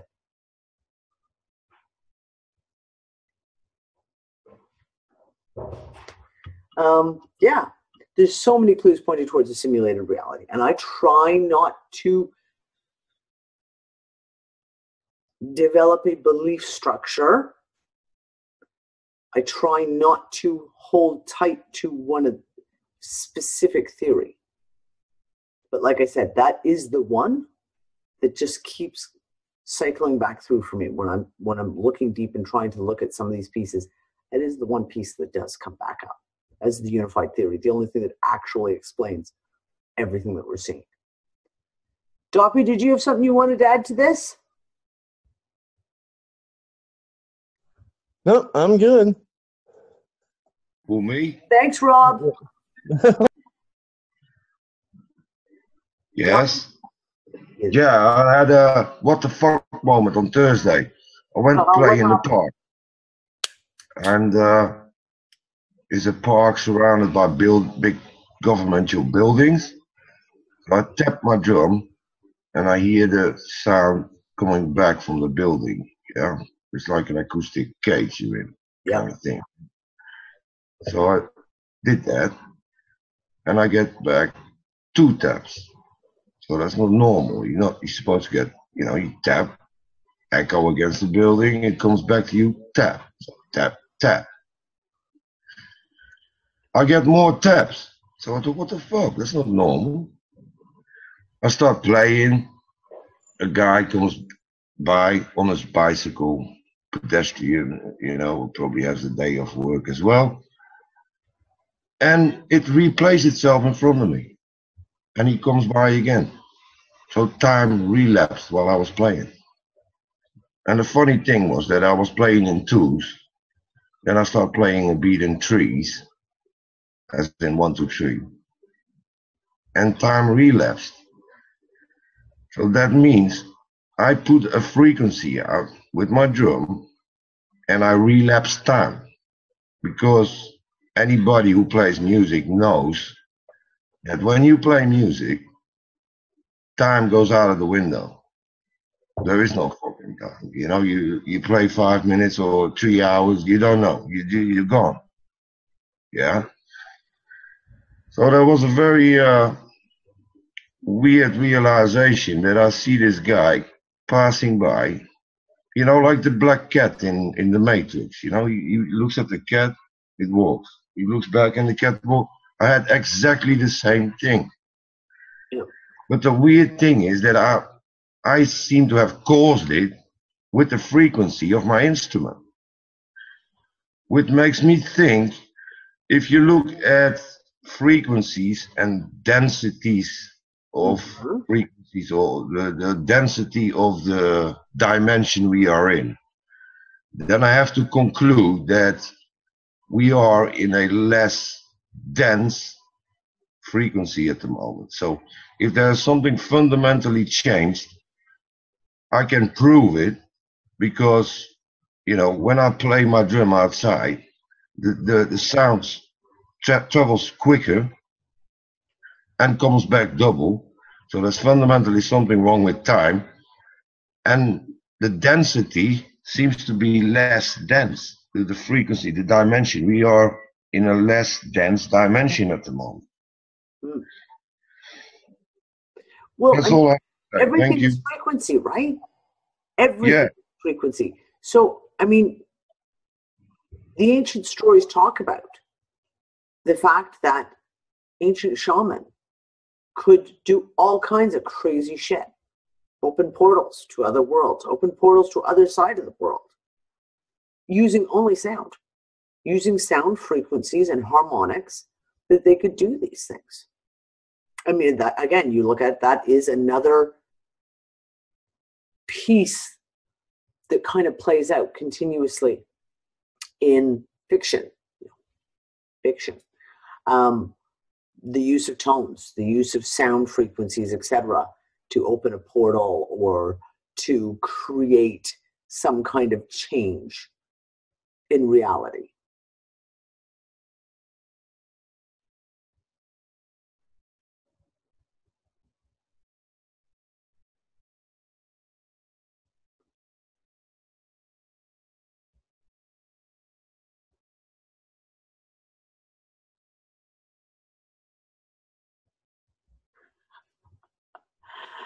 Yeah, I don't know, guys. There's been a lot of crazy, crazy shit. No idea. Yeah, opening portals is a metahuman skill used on the TV show The Flash. Yep, they do it all the time on The Flash now. Now it's like opening portals to Universe A, Dimension B, Earth 1, Earth 2, Earth 19, Earth 24. Yeah, these kind of things keep coming up. And I know we like to point out the shit of Hollywood. It's a real meme. Everything Hollywood does is evil. It's all evil. It's terrible. It's evil. It's evil. It's evil. And yet, I don't know. There's a lot of shit that's come out of Hollywood, if you will, or out of the industry, if you will, that has been pretty fucking interesting. Okay, Moksha, now that's really, really interesting, okay? Because Moksha just said, ancient teachings say that we are light. Could that mean a hologram? I did a massive amount of research on this back in 2013. Major discoveries that were done talking about photons and talking about photonic light and frequency and our DNA, how our DNA communicates using light. Cellular communication using light. And that the whole thing of like, we are beings of light. We are quite literally made of light. And yes, could that mean hologram? Yeah. It possibly could. Why couldn't it? Why couldn't it? At this point, really, every theory's on the table because no one has the answers. So we're just, tossing theories around everywhere. So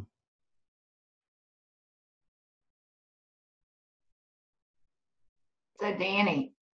Yes, darling. So I don't want to change the subject, but it's kind of on there. But what do you think about this Corey Feldman thing with this whole Hollywood? I haven't followed it. I have not followed it, not even that much. I'm just not interested. I've been so focused on so many other things. It's like, that's just one of those rabbit holes. It's kind of like the whole NFL shit that I'm just like, I'm not looking. I want it to come out. You know how I feel about it, like it's all the kid shit. I want it to come out. I just think it's a setup. Yeah. I mean, you don't go on camera and say, hey, send me money so I can make a movie. Like, you're going to live long enough. You're not kidding anyone. Well, this is the whole thing. But to me, I also wonder if it isn't a distraction. I.e., it just seems to be very interesting, the timing of when that shit has come out. And now it's like, it's everywhere. It's all everyone's talking about. And every time I see that, it's like, okay, but is this just something else to distract us? We all know what's happening. We all know it's absolutely fucking true. It's not even a question. It's not even open to debate. It's a fact. Yet all this attention is now on this one piece. I don't know. It just, every time I see stuff like this that goes that viral, I have to question, why is this happening? Why is this happening now? Because like I said, we all know this shit. The information has been out for ages, right? Yeah. It's interesting. And I think it's great. I mean, it is transparency. It is a total piece of transparency that we all need to know. And that we all need people, let's say, the asleep community, for them to finally kind of see this in their face and being talked about so publicly. A little bit of a slap here, wake up. Yeah, absolutely. But when the alternative media takes and starts running with some of this shit like this, I instantaneously, my questioning bump goes off and goes, I don't know. Why now? Why now? Why now?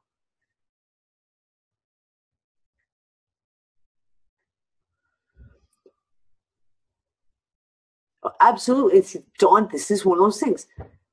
Feldman has been very open about this shit. He has actually talked about this shit for a long time. But now, boom. Now, okay, so the Weinstein crap comes out. But again, what does it take? And don't think that I'm saying that Corey Feldman is a fucking plant. I don't think he is at all. But people can be triggered, right? So you need a distraction. So you bring all the Weinstein shit out publicly for whatever reason. They've chosen him to be their one poster boy. And then someone like Feldman, who's gone through all this trauma, et cetera, goes, yeah, he's one of them. And then it goes, boom. Because this isn't new. Feldman has been talking about this for a long time.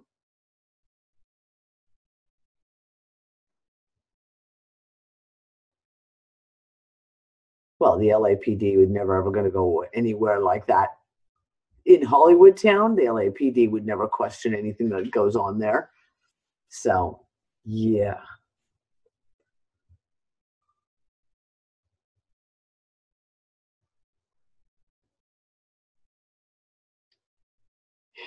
Patrick, if he's trying to raise money, why aren't all the virtuous in Hollywood helping?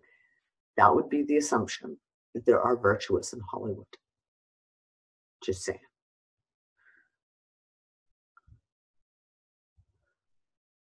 Yeah, and it has been going on for years. And those inner circles, we all know. We all know how the inner circles work like that. So it's not news. It's not news. And yet, it's taking over the airwaves, so to speak. Majorly taking over the airways, so to speak. So, yeah, I have to question the timing on this type of shit. I have to question the timing on it. Hey, Danny. Yes, Don. It might not be news to us, but for the majority of those out there, it is news to them because they didn't pay attention to the first time he did it. Absolutely. I agree. Right. But what I'm saying is when the alternative media well, yeah, I understand that too. Yeah. On a fucking bandwagon like this. That's true. You're right. That's what my question is. It's not the mainstream. The mainstream calling this out, yeah, great, because people need to know this. People who don't get these things, who are living under their Kool-Aid haze. But it's when the alternative media jumps and they go, boo, and it's like, I'm sorry, it's kind of like rabid dogs. Right. It's like rabid dogs. It's like, we're going to talk about this, and this is all we're going to talk, and we were right, blah, blah, blah, blah. And everyone's falling for it. Like, there's a lot of people who are like getting heavily into this, and I'm like, this is nothing new. This is nothing new. And we saw this get played out on the English side of shit back in 2014, when it was all about the pedophiles in England, in government, up in the same thing, famous actors, Jimmy Savile, all these guys. And in the English side, the alternative media went fucking nuts with it. And it was like, we all know this shit. And as the mainstream went in and started kind of touching on it, it was great. And yet, nothing came of it. It's all been totally hushed over again. But it made for a great distraction for about 3 months there in 2014. And that was all the British alternative media was talking about, was pedophiles, and we're all going to talk about this.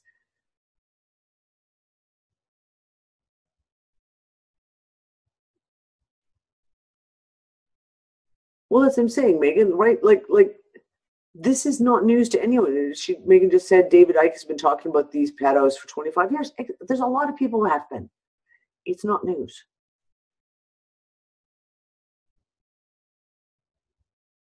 Yep. So yeah, I don't know, guys. Like I said, we've got no answers. Lots and lots of questions. I I will say that there's the one piece of this that I keep coming back to over and over and over again. I'm sure you're all sick of me talking about, is the what if. What if certain hints are being planted within the matrix? And I've hypothesized for years now, solace, my whole created consciousness through the internet that is out there. Something that's taking over the AI, something that is out there that's breaking down with the coding within the matrix. And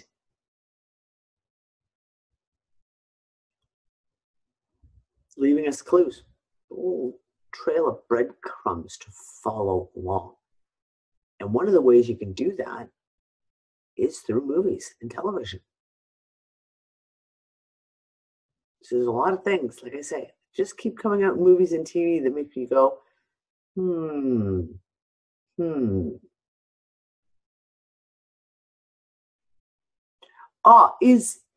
on, I want to see if Jailing is with us.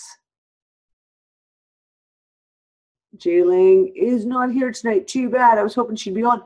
Jailing posted a video, and it was fucking cool. And I'm sorry, all the people who are trying to sit there and go, oh, it was an airplane. Airplanes don't move that fast. One of our regular unfuckers, Jailing, watches the skies like a hawk, takes videos every night. And she has got some incredible video footage of some of the shit that she's captured over the last couple of years. She was zoomed in last week. I want to say it was probably, I think she said it was the 26th, October 26th that she took the video. And in the video, you've got the moons up here, and you can see the houses, like the rooftops of the houses in her neighborhood. And then just above the roof of the house, there is Saturn. And she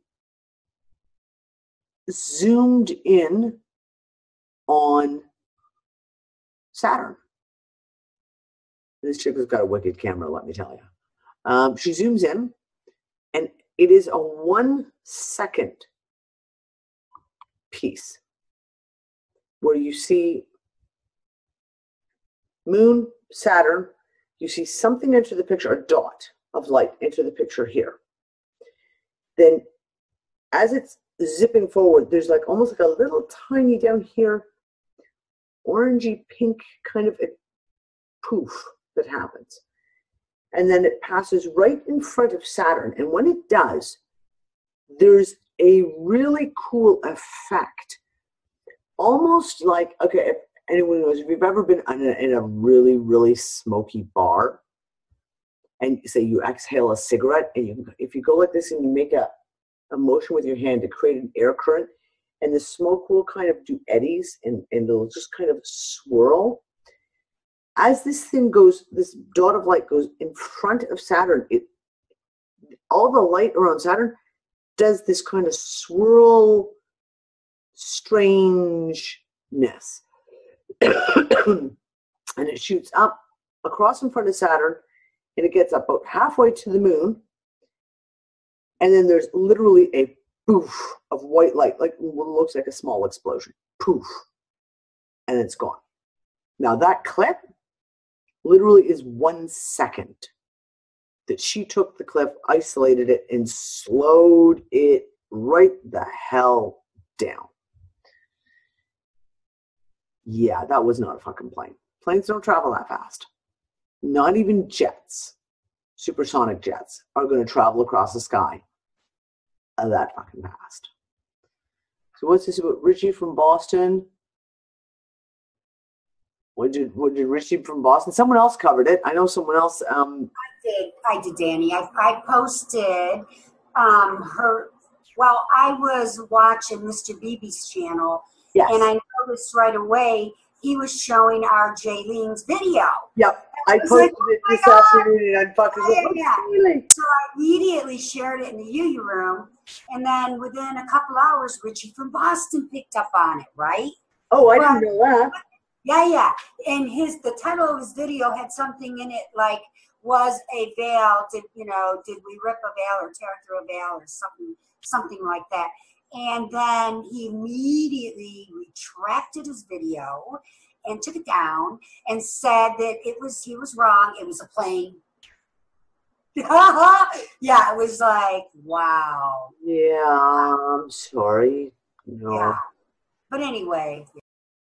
I've seen jets. I've seen fighter jets go supersonic. And they're fast, but they're not that fast. And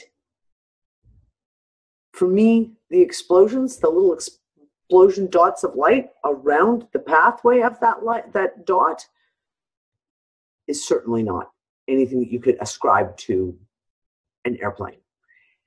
And the motion that happened as it crossed in front of Saturn. Now you have to remember, this is a video where she has zoomed the fuck in. She zoomed in the fuck in so much that in the white light that is Saturn, you can see the rings around fucking Saturn.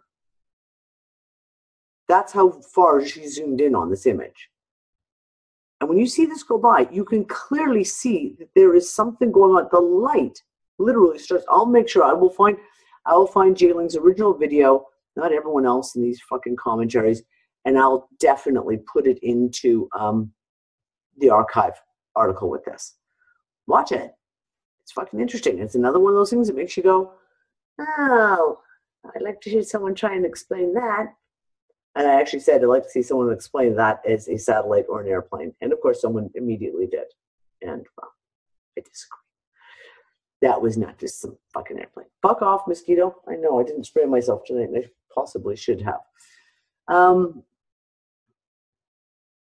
Oh, Jayling has caught some really amazing stuff, and I think it's because she has her camera pointed at the sky all night. I have another good friend of mine who's got an exceptionally good camera. And she doesn't have the time. She lives in an apartment building, so she kind of like, you got to go to the front balcony or the back balcony to get the views. And she snaps some really cool photos. And she'll be moving into her new house sometime, hopefully in the next 2 months.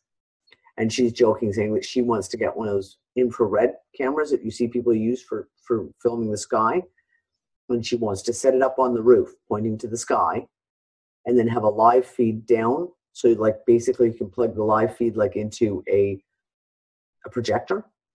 So that like if you were in bed, you could like lay back up onto your roof. That would be totally cool. Stand at your ceiling, you could actually see what was going on in the sky. That's her big plan. She's like, yeah, that's what I want to do.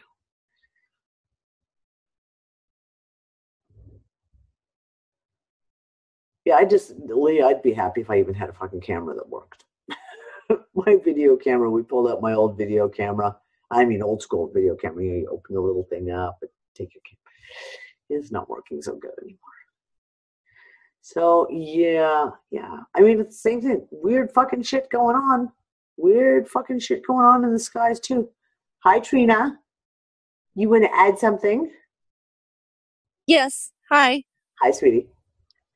About Jayling's video and everybody, I saw 3 different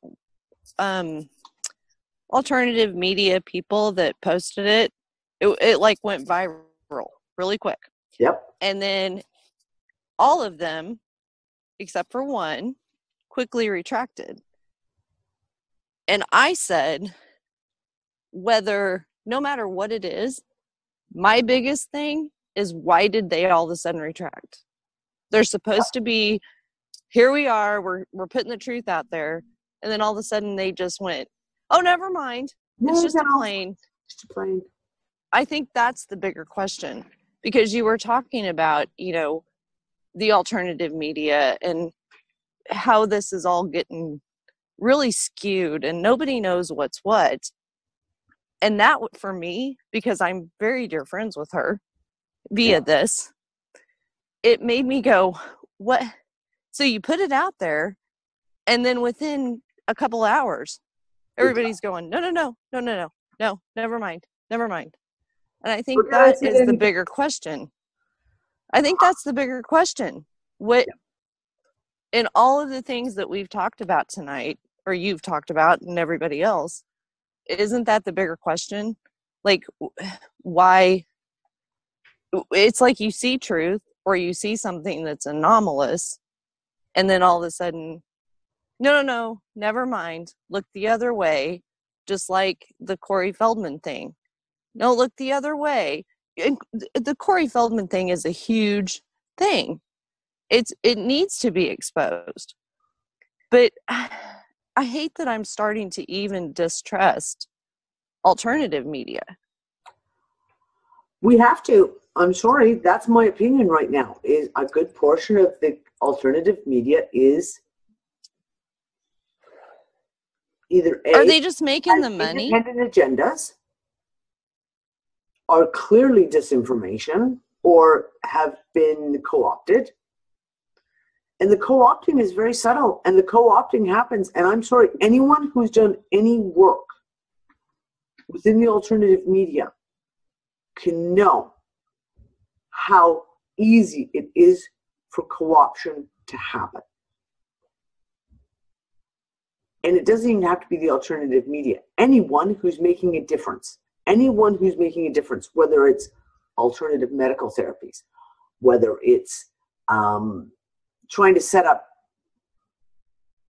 something good for society, etc., there's always someone sent in to co-opt it and make sure it doesn't work. And that's what I see in the alternative media now.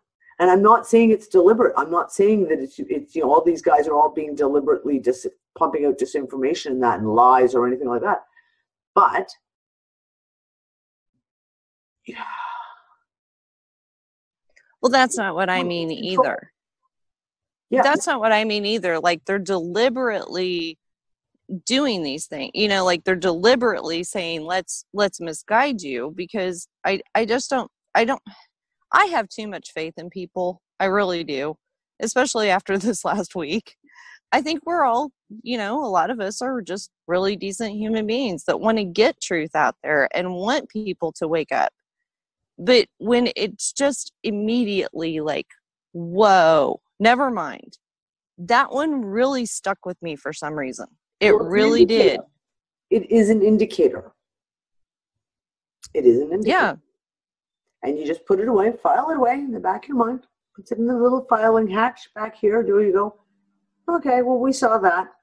Let's see what comes of this next week. And as little things will play out, you'll start to go, oh, that goes in the same file folder. Let's just put that back there too. And the next thing you know, the file folder is just thick. And you go, okay, I think we can draw a really strong conclusion from the massive evidence. Yeah. Yeah. It really weirded me out. I was like, wow, you guys were so anxious to put this out there, you know, because I saw her video when she originally posted it. And then all of a sudden it's like, whoo, it's going viral. And all these other YouTubers are sharing it. And And then the next thing I know, no, never mind. No, never and mind. I went, oh, what? Wait a minute. Does that mean there's something to it? You know, or does this just mean that people are scared of other people, you know, commenting on it and going, oh, that's obviously a plane. That's obviously this. Yeah. Are they, but they don't seem to be scared people. No. Because they put all this crap out there, and then all of a sudden it's like, no, we were so hyped up about this, and within hours, no, never mind. That really weirded me out. It really did. And okay, I'll shut up now. But it didn't make sense to me. It didn't. No, I agree. I've been really, really busy this afternoon, so I've been totally off the computer doing other shit, and I didn't realize that they've all come back to retract. It's like, oh, interesting. I'll just file that away in my file. I don't think Mr. Beebe retracted his reporting though. Yeah. Mr. Beebe, as far as I can tell, so far has not. He's the one that has not retracted. Well, good. There you go. Keep that little file in the back of your head, too. Okay, guys, I got one more thing I totally forgot, and thank you, JC, for reminding me. RTS Earth. I've talked about this for a while, that we've had a lot of problems with, because we have an open anyone can join. We have a shitload of spammers. We have a shitload of fake accounts. I mean, a ridiculous amount of fake accounts. And every so often I try and go through and like literally every single registration, email, etc., and figure it all out. We got hit last week really, really bad. JC's still trying to sort the fucking mess out. And it could be a while. Someone got in. Some hacker actually got into RTS Earth. They've dropped a shitload of crap into it. John also suspects that perhaps someone is siphoning off our bandwidth, or whatever you want to call it, our memory, because the numbers don't add up.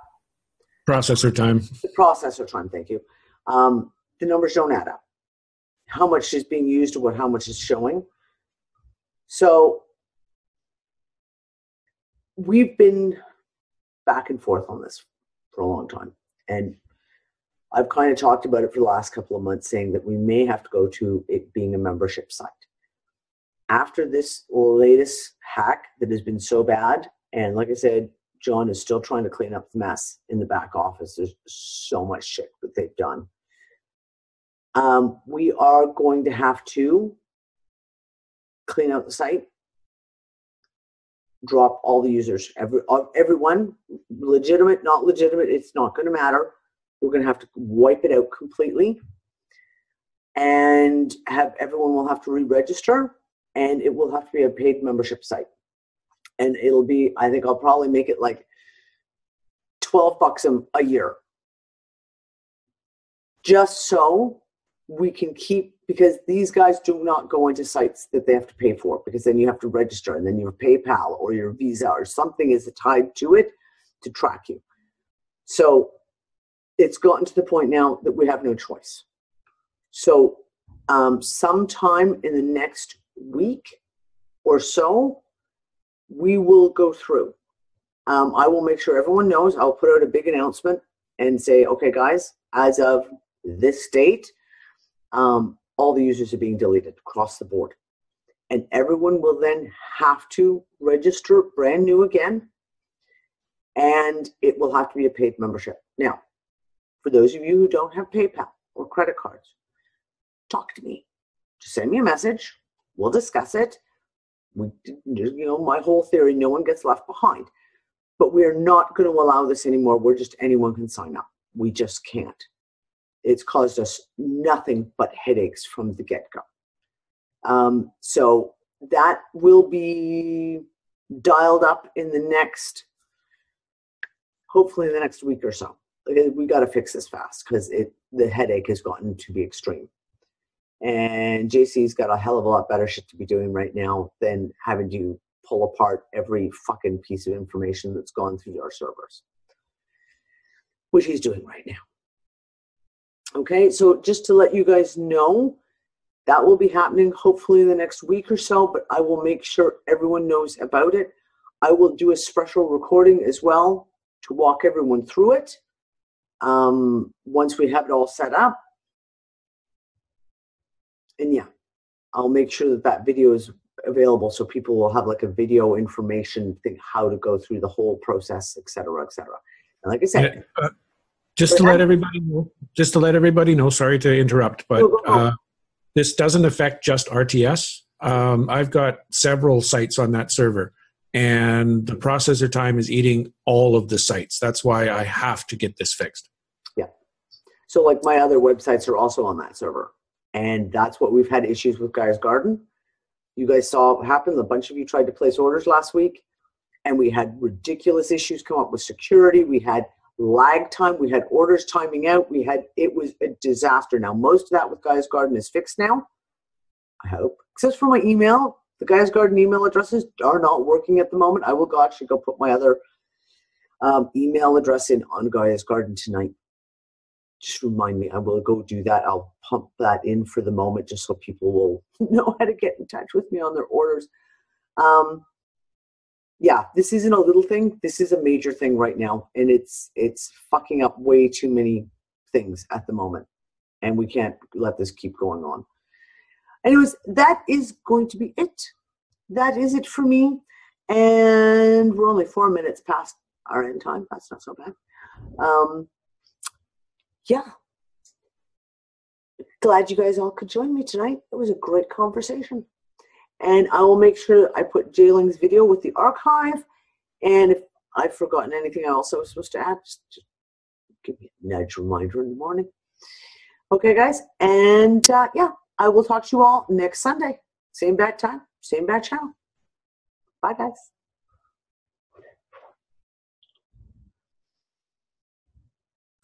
And you're clear. Thank you. Yeah, Deb, all the archives will be saved. We won't, none of the archive stuff will be deleted. It's just a matter of the users will be, each of the users. So it would be the equivalent of, like, say, for example, you decided you were going to leave the site and you canceled your account. All your stuff would still be there. It's just that we have to wipe it out now. It's that bad. Honestly, the last 2 times I went and looked at the users list and started scrolling through them, I spent about 15 minutes and then I gave up. Yeah, one of the issues that's going to come up, if I just simply delete users, then it's going to break the database, because all of the forum stuff, all the group stuff, they're all tied to users. So if I delete them, they don't exist. The numbers get reused. It all gets fucked up. Uh-oh. So I'm going to have to dig deep and hard and fast to try to figure out how to fix that. I might just deactivate all the users, and at least that way I can retain the data. And then when we go back and have everybody redo it, they all get a new number, so they're not tied to their old data, which is a pain in the ass, but it's about the only way to do it and maintain and save the data. But will they need a new email address to do that? Probably. Yeah. So you guys, yeah.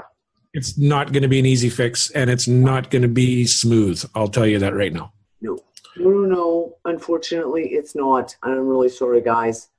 It's one of those things. But like I say, JC is like working his ass off trying to sort out the fucking mess, and the mess is real fucking bad. Hey, John, Yeah.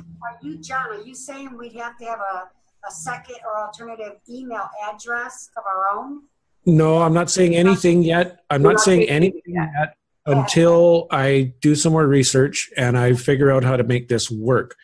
I'm trying to come up with a way that I can save all the data, because there's a ton of posts in there and lots of conversations and information and all that sort of stuff that's tied to the existing users. So if I delete all the users, it breaks the database. All that data is now void, and we basically start from scratch, which means you don't need another email address. It's like a brand new site.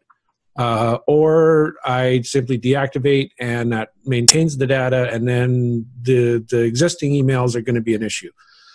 I don't know how to get around it yet. I haven't done the research. But it appears, for those of you that are actually technically aware, it appears somebody got in and embedded a Bitcoin miner in there, and it's just sucking the processor dry.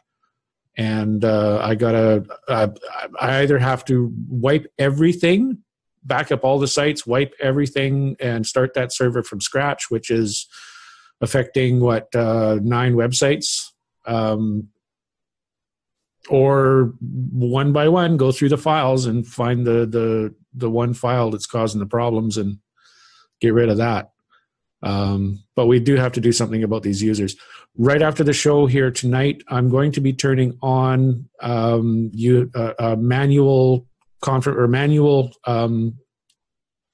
approval for everybody that signs up. So whoever's got an account now won't matter, but if you sign up for a new account, you will have to wait for either Danny or me to approve it before you're going to have any access. And I mean, that's the other option that we can go to. That's going to be the stopgap for now, just to try to keep the idiots out from this point on. But someone has an account in there, and according to our firewall, there's probably 8 or 10 attempts to upload malicious software onto the site every day. Every day.